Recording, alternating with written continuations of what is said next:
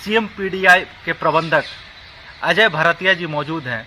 एक कोल अधिकारी होने के बावजूद वे अपने कार्यालय से बचे वक्त का गौ सेवा और गौ संरक्षण के पर दे रहे हैं। तो आइए आज हम जानते हैं कि उनका जो गौ संरक्षण और गौ उत्पादों से लेकर जो मिशन अपने जीवन में लेकर चल रहे हैं उस पर वो क्या क्या कार्य कर रहे हैं। अजय जी, आपका स्वागत है। नमस्कार, जय गौ माता। अजय जी बताइए, आप जो गौ सेवा से जो कार्य कर रहे हैं वो मतलब वो दर्शकों को एक प्रेरणा होगा एक दर्शक के लिए कि गौ जो हमारी माता है वो हम दूध ही नहीं देती, वो हमारे लिए कितना लाभदायक है।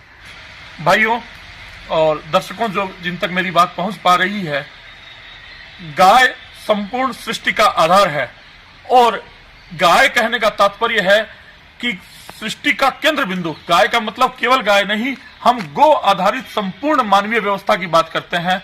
और वर्ष 2010 तक मैं अन्य सेवा कार्यों में लगा रहता था। 2010 के बाद अचानक मुझे लगा कि यदि गाय नहीं बची, पर्यावरण नहीं बचा, इस देश का पानी यदि प्रदूषित होने से नहीं बचा, तो आने वाले समय में भारतीय सभ्यता और इस मानवीय सभ्यता को बचा पाना बहुत मुश्किल होगा। और 2010 से हम लोगों ने गाय को बचाने का और गो आधारित भारतीय सभ्यता को बचाने का मिशन आरंभ किया।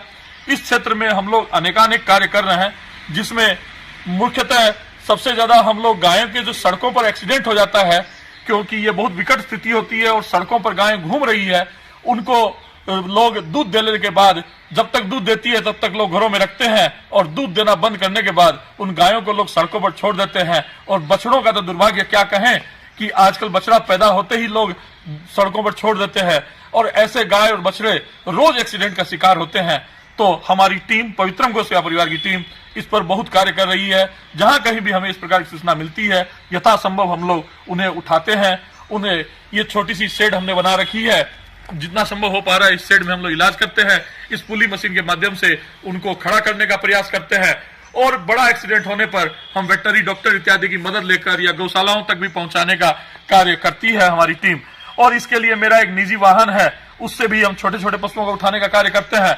और बड़े पशुओं को एक टाटा मैजिक वाहन हम लोगों का है, उससे उठाकर हम लोग गौशालाओं तक पहुंचाने का कार्य करते हैं।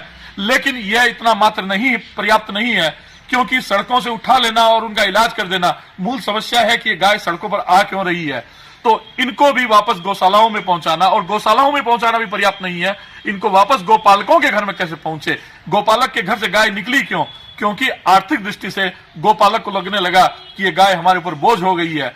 तो हमने दूसरा कार्यक्रम और इसके पीछे काम चालू किया कि गाय से बने हुए विभिन्न उत्पादों को हम लोगों ने लोगों को प्रशिक्षण देने का कार्य किया। और यह कार्य धनबाद और झारखंड, इसके आसपास के लगभग 18 जिलों में यह कार्य चल रहा है, जहां हम लोगों को गोबर से धूपबत्ती बनाना, गोबर से दिए बनाना, गोबर से टाइल्स बनाना, गोबर से सीमेंट बनाना, गोबर से पेंट बनाना इत्यादि इस प्रकार के अनेकानेक कार्य ग्रामीणों को सिखा रहे हैं, ताकि इसके माध्यम से लोगों के जीवन में गाय फिर से आए, गाय की उपयोगिता है, एक बूढ़ी गाय से भी वो अपनी आमदनी कर सके और अच्छी आजीविका अर्जन कर सके। और गाय का गोबर और गोमूत्र एंटी रेडिएशन है, अनेकानेक रोगों को भगाने वाला है। लोगों के जीवन में पहले गाय थी, हमारे जीवन के कण कण में गाय व्याप्त थी, इसलिए गाय हमारे लिए पूज्य थी। आज हमने अपने जीवन से अपनी लाइफस्टाइल हटा दिया है। ये अंग्रेजों की जो लाइफस्टाइल हमें मिली, इससे हम नेचर से दूर होते गए, प्रकृति से दूर होते गए। इस कारण हमारे लिए सब चीजें दुश्मन हो गई और आज हम इतनी विकट परिस्थिति में खड़े हैं कि आज हमारा पानी दूषित है, हवा दूषित है, जल दूषित है, अन्न दूषित है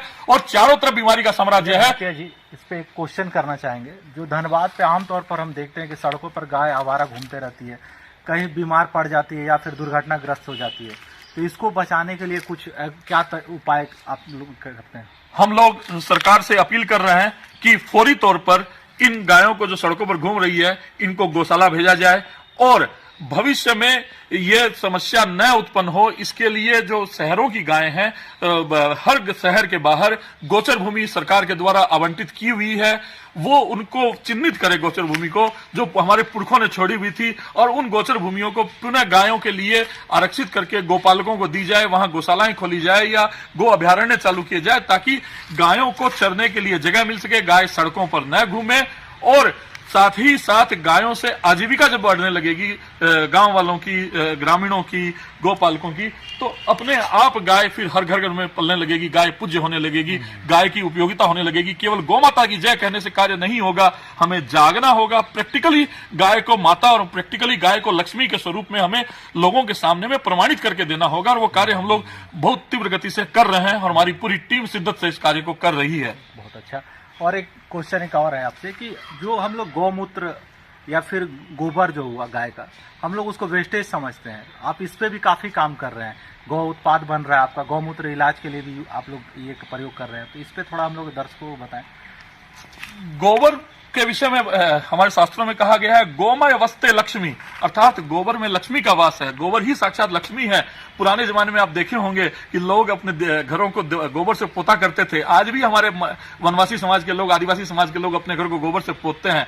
और ये रूस के वैज्ञानिकों ने एक रिसर्च की थी कुछ दिन पहले, जिसमें प्रमाणित हुआ कि गाय के गोबर में एंटी रेडिएशन प्रॉपर्टीज है। यदि गाय के घर को गोबर से पोता जाए तो आपके घर में रेडिएशन का प्रभाव नहीं होता। तो इस चीज को लेकर के हम लोगों ने गायों से विभिन्न उत्पाद बनाने, गोबर से उत्पाद बनाने चालू किए हैं। गाय के गोबर से घड़ी बन रही है, गाय के गोबर की चप्पल बन रही है, जो लोगों को इलाज का कार्य कर रही है। शुगर तक के पेशेंट्स को और कैंसर तक के पेशेंट्स को वो चप्पलें बना करके दी जा रही है। गाय के गोबर से चटाई बन रही है, गाय के गोबर से टाइल्स बन रही है, गाय के गोबर से गमले बन रहे हैं, गाय के गोबर से बहुत सुगंधित और बहुत अच्छी धूप बन रही है।